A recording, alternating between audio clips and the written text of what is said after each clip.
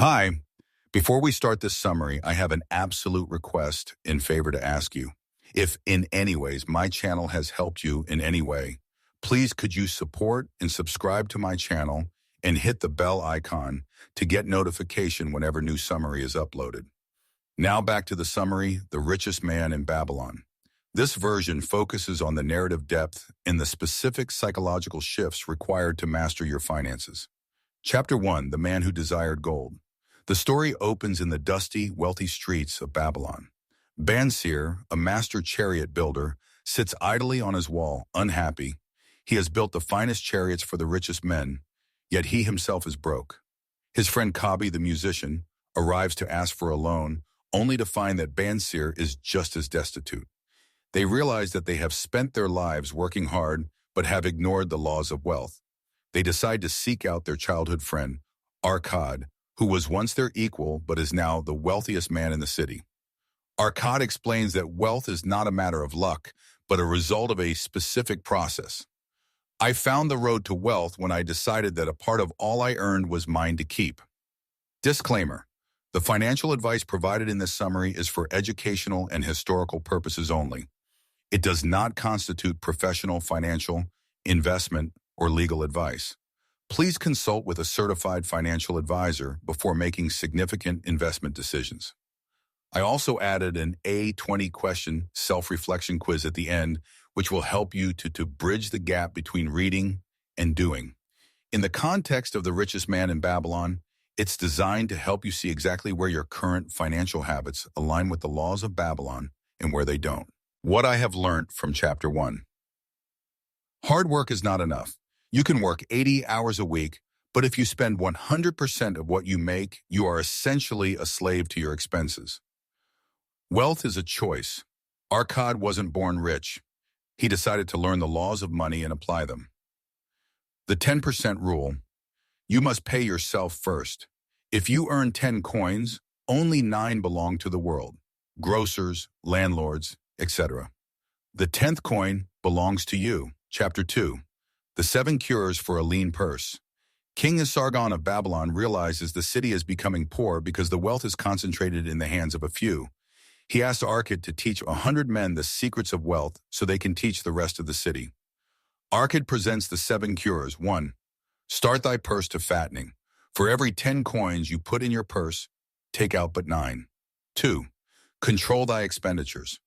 What we call necessary expenses will always grow to equal our incomes unless we protest. Budget your desires. 3. Make thy gold multiply. Every cent you save is a slave that works for you. Their children, interest, must also work for you. 4. Guard thy treasures from loss. The first rule of investment is the security of your principal. Do not be misled by dreams of getting rich quickly. 5. Make of thy dwelling a profitable investment. Owning your home reduces your cost of living and gives you a sense of pride. 6. Ensure a future income. Make preparations for your own old age and the protection of your family. 7. Increase thy ability to earn. The more wisdom we know, the more we may earn. A man who seeks to learn more of his craft shall be richly rewarded. What I have learned from Chapter 2. Lifestyle creep is real. As you earn more, your needs magically increase. Budgeting is the only way to stop this. Compound interest is a family tree. Treat your savings like a lineage. If you kill the parents, spend the principal, the children, interest, are never born. Self-investment is the highest ROI. Learning a new skill is the only way to increase the speed at which your purse fattens. Chapter 3. Meet the Goddess of Good Luck. Arkad's students ask if luck is the reason some men get rich. Arkad argues that good luck is simply opportunity meeting action. He tells stories of men who had the chance to buy land or invest in a venture, but hesitated, procrastinated, and lost the chance. What I have learned from Chapter 3. Luck is not a lottery. In the financial world, luck is just being prepared when a good deal comes along. Procrastination is the enemy of wealth. Most people see an opportunity, wait too long to think about it, and the opportunity vanishes. The goddess of luck favors the persistent. She stays with those who are actively working and looking for ways to improve. Chapter 4. The 5 Laws of Gold. Arkad tells the story of his son, Nomasur. Arkad gave him a bag of gold and a clay tablet with the 5 laws of gold. Nomasur initially ignored the tablet and lost the gold to scammers. Starving, he finally read the tablet and used the laws to build a fortune larger than his father's. 1. Gold comes gladly to the man who saves 10%. 2. Gold labors diligently for the wise owner. 3. Gold stays with the cautious owner who listens to wise men. 4. Gold slips away from the man who invests in things he doesn't understand. 5. Gold flees the man who seeks impossible returns, scams. What I have learned from Chapter 4. Wisdom is more valuable than gold. Gold is easily lost. The knowledge of how to get gold is permanent. Avoid get-rich-quick schemes. If an investment sounds too good to be true, Law of Boss 5, it is a trap. Stay within your circle of competence. Do not invest in a business you don't understand unless you are guided by someone who does. Chapter 5, The Gold Lender of Babylon. Rodan, a spear maker, seeks advice from the moneylender Mathon. Rodan has won 50 gold pieces, and his sister wants him to lend it to her husband to start a shop. Mathon warns him, if you desire to help thy friend, do so in a way that will not bring thy friend's burdens upon thyself. What I have learned from Chapter 5. Be careful with loans to friends, family. Lending money to someone who doesn't know how to handle it, it usually results in losing both the money and the friend. Collateral and reputation. Only lend when there is a guarantee of repayment. The ox and donkey lesson. Don't take on the work or the debt of others just because you feel bad for them. It will eventually crush you. Chapter 6. The Walls of Babylon. This chapter describes the strength of the city walls during an attack. Old Banzar stands guard, reassuring the citizens that the walls will hold. What I have learned from Chapter 6. Protection is essential. The walls represent your emergency fund and insurance. Stability are AAs for growth. Knowing you are protected from disaster gives you the mental peace to focus on building wealth. Investment requires safety. Never risk your seed capital on a gamble that could leave you with nothing. Chapter 7. The camel trader of Babylon, Tarkat, is starving and in debt. He meets Dabasir, who tells him how he was once a slave in Syria because of his debts. Dabasir escaped by creating a debt repayment plan. 10% to save, 70% to live on, 20% to pay back creditors. By showing his creditors he had a plan, they respected him and waited for their money. He eventually paid everyone back and became wealthy. What I have learned from Chapter 7. Debt is a form of slavery. You cannot be a free man if you owe money to others. The 70-20-10 rule. This is a perfect modern template. Even when in debt, you must still save 10%. This builds the habit of wealth while you clear the past. Integrity pays. Creditors are usually willing to work with you if they see a consistent, honest effort to repay. Final key takeaway summary. 1. The 10% principle. This is the bedrock of the entire book. You are a money pass-through for everyone else unless you set aside 10 for yourself. 2. Seek wisdom, not just money.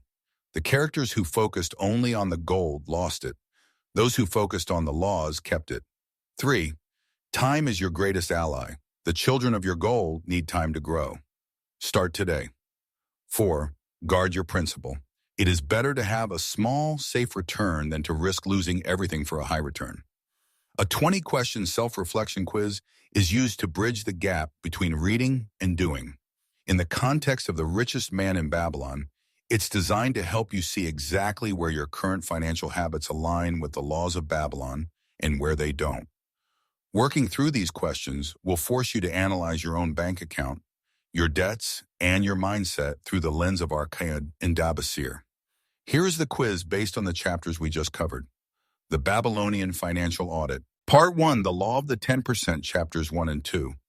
1. If I look at my bank statements from the last 3 months, have I paid myself first, or did I pay everyone else and save what was left? 2. Am I saving at least 10% of my gross income, or am I finding excuses like the chariot builder Bansir as to why I can't? 3. If I haven't started saving 10%, what is the specific desire or luxury I am choosing over my future freedom? 4. Do I truly believe that a part of all I earn is mine to keep, or do I feel like my money belongs to my bills? Part 2, Controlling Expenditures, Chapter 2. 1. Can I list 3 necessary expenses in my life that are actually just desires I have grown accustomed to? 2. Do I have a written budget that tracks where every dollar goes? Or am I surprised by my balance at the end of the month? 3. Am I currently experiencing lifestyle creep, where every time I get a raise, my spending increases to match it? Part 3, Guarding and Multiplying, Chapters 2, 4, and 5. 1. Is my saved money currently working for me, earning interest, dividends, or is it sitting idle? 2. Have I ever lost money on an investment because I didn't understand the business, violating the 4th law of gold? 3. When I seek financial advice, am I asking brickmakers, unqualified friends, or jewelers, proven experts? 4. If a get-rich-quick opportunity appeared today, would I have the discipline to say no, as per the 5th law of gold? Part 4, The Goddess of Luck and Action, Chapter 3. Wow. Book 1. Looking back at the last year, did I pass up a good opportunity because I procrastinated? 2. Am I waiting for luck to find me, or am I actively sharpening my skills to attract it? 3. What is one specific skill I can learn this month to increase my ability to earn? The 7th Cure. Part 5, Protection and Debt, Chapters 6 and 7. 1. Do I have walls of Babylon, an emergency fund, and insurance to protect my family from a sudden crisis? 2. If I am in debt, am I using the 70-20-10 rule, or am I ignoring my debts and hoping they go away? 3. Am I treating my creditors with integrity and a clear plan, or am I avoiding their calls? 4. Am I taking on the burdens of others, lending money I can't afford to lose, just to be nice? Part 6, The Mindset of a Free Man, Chapter 7. 1. Do I have the soul of a free man, one who looks for solutions, or the soul of a slave, one who looks for excuses? 2. If I continue my current financial habits for the next 10 years, will I be Arkad, the richest man, or Bansir, the broke chariot builder? What I have learned from this quiz. Awareness is the first step to wealth. You cannot fix a lean purse if you are lying to yourself about your spending. The laws are timeless. Whether it is ancient gold coins or modern digital currency, the psychology of money never changes. Action is the only differentiator. Knowing these 20 answers is useless.